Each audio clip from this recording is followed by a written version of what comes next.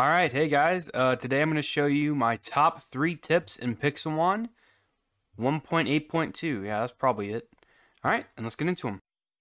Alright, so for my first tip, you're going to want to find yourself a stone beach biome. And shuckles spawn in stone beaches, and what shuckles actually drop is a really good item. So we're going to one-shot it really quickly here, unless it has sturdy, of course. But we'll go one more shot here. And then hopefully we get the drop in and avoid the attack. Alright guys, stand by. And there it goes. Alright. So as you can see, it dropped a shuckle shell. Now shuckle shells are extremely important because shuckle shells are actually used to make yourself a shulker box. Alright, and shulker boxes are extremely valuable because they act as like a chest in your little inventory, right? So you can put it down and you can drop anything in it, and then once you pick it up, you will get it back with that one item in it. So they're really helpful in Pixelmon, where when you're exploring, you kind of run out of space a lot of times. And these shulker boxes are actually extremely helpful for you guys, like, be able to explore longer and be able to keep more stuff in your inventory. And that's tip number 1. Alright, welcome back. So the next tip is actually to find desert temples. If you don't know, desert temples have a rare chance to have really good items in them. So by really good items, I mean these ones, relics. So in these old chests, you can find relics and thick, or whatever that is, but you can find these relic items here. Now, these relic items here are sold specifically to shopkeepers, and the amount of money you can make from them is actually insane. So let me show you how much money you can make from just these vases right here. Alright, welcome back. So I found myself some shopkeepers, and let me show you how much you can sell these relics for.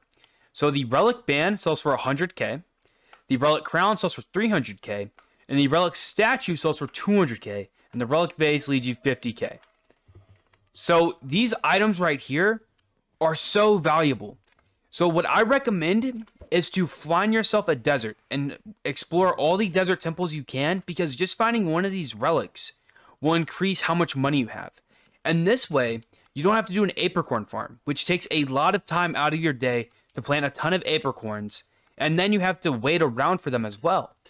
But this way, it actually benefits you to explore, which I think is the best part about Pixelmon, is that it benefits you so much to explore this world that it would be a waste to sit around and wait for apricorns to actually generate their actual red apricorns, black apricorns, when you could just fly on a Charizard, find a desert temple, and get a ton of relic statues.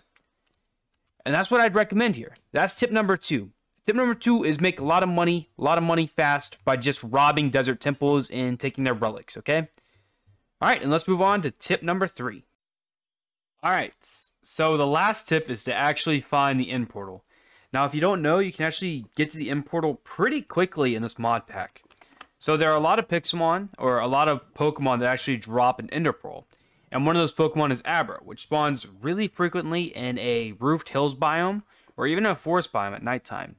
So what I recommend is killing a couple Abras and craft yourselves a couple of Eye of Enders. You shouldn't need too many, maybe like 5. And another thing to note is that once you get here, and let's say all your Eye of Enders, I don't know, somehow died or broke, you can get more from the unknown that spawn in the dungeon stronghold. So all you have to do is run around, find yourself an unknown, and kill that unknown, and it has a chance of dropping a ender pearl.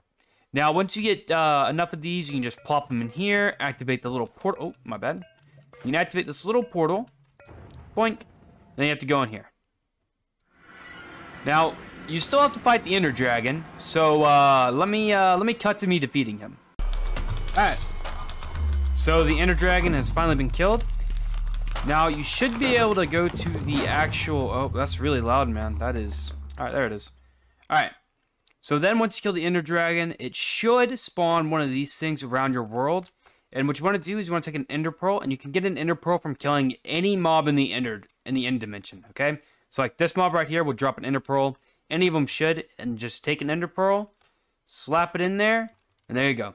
You make it to the end city, or the end, I guess. In this place, you can find end cities. So I'll cut to me finding one of those in 2, 3, 1. Alright, guys, so I found myself an end city. So usually in end cities, there are chests, and there's also ender chests. What I recommend is, in end cities... Alright, this is a really good chest. But, And in cities, you have a chance of getting a Master Ball, good armor, but you also have a chance of getting these crazy in-game pickaxes. Like this one has Silk Touch. So, for example, let's say you walked upon this chest. Not only do you have a Silk Touch pick, you also have a Fortune 3 pickaxe, right? And you can use this Silk Touch to grab this ender chest, right? And now you have an ender chest, and you can put your shulker boxes in that ender chest, and then you just have like an infinite amount of storage space, okay? Like you would literally never run out if you did this plan, okay? But you'd also have a Fortune 3 diamond pickaxe, which you can use to mine any like thunderstones or waterstone things. You could also mine those and get duplicates, right? So the reason why I recommend the in-city as a really good location to just speedrun is because you get in-game gear. So the reason why I would recommend to come here as fast as possible is because it saves you so much time in the long run. Like, if you wanted to make Pokeballs, boom, Soul Touch Pick gives you all those stone that you need to make the Pokeball button, right? And you also have a chance for a Master Ball, which is always a good thing. It's a slim chance to get a Master Ball, but the chance is still there. And that's why for tip number 3, I recommend finding yourself an in-city and just looting everything you can. I wouldn't recommend hunting for in-cities after you find a Silk Touch and a Fortune 3 pickaxe. Because, again, the Master Ball is a slight chance, and you're better off beating bosses to get a Master Ball. So, with that, that is all tips that I have for this video. These are the top 3 tips that I think will benefit you in Pixelmon. If you guys want to see more tips, I don't know, 10 likes. We get 10 likes on this video, I'll do another 3 tips, okay? Hope everybody has a great day, and I'll see you later.